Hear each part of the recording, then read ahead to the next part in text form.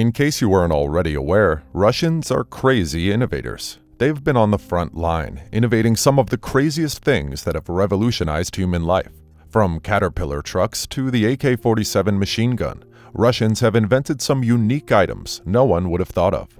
The latest evidence of their innovative minds is their plan to construct a superhighway that is set to cover almost half of the globe. The 12,400-mile superhighway would be the longest road ever built. It will also be the first direct link between Russia and Alaska and include a bridge across the Bering Strait. In this video, I will tell you more about Russia's plan to build a superhighway to Alaska. As usual, please remember to hit the subscribe icon and the notification bell to stay alert when more similar videos drop in. Also, remember to like this video. It will help the channel grow. The drive from Europe to Asia.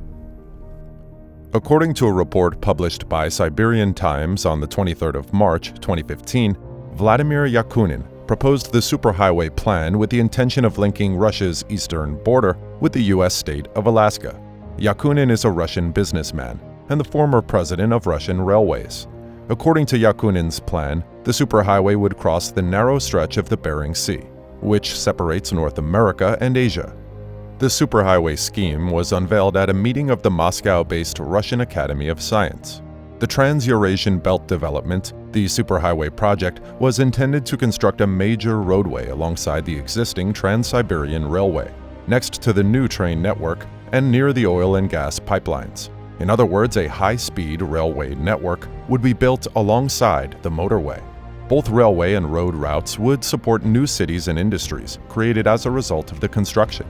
Cities most people haven't heard of, such as Yekaterinburg and Irkutsk, would be joined up as a result of the plan. Specifics on the route. It is interesting to learn that the shortest distance between mainland Russia and mainland Alaska is approximately 88 kilometers or 55 miles. If the plan is executed to the fullest, it would mean that it would be possible for one to drive from the top of the UK, let's say Wick in Scotland, to the very bottom of South America, Cape Horn. The superhighway will include a ludicrously long bridge that would make it easy for vehicles to hop through the Bering Strait. The road would follow a similar path to the Trans-Siberian Railway, stretching even further and crossing the Bering Strait to Alaska. What this project means for Russia. According to the report published by the Siberian Times, the Trans-Eurasian Belt Development Project has enough potential to spur economic development. Yakunin said at the meeting, "This is an interstate, inter-civilization project. It should be an alternative to the current neoliberal model, which has caused a systemic crisis.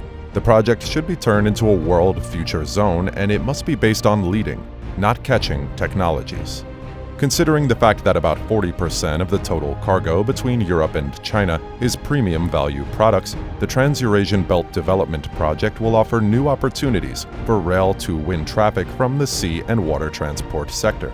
The project also offers opportunities for enhancing the Trans-Eurasian trade and manufacturing processes based on a high-performance railway pipeline linking the strategic logistic hubs of the primary socio-economic mega-regions of Asia and Europe.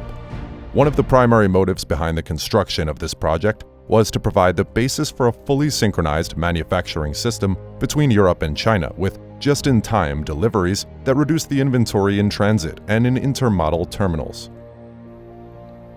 How much will the project cost?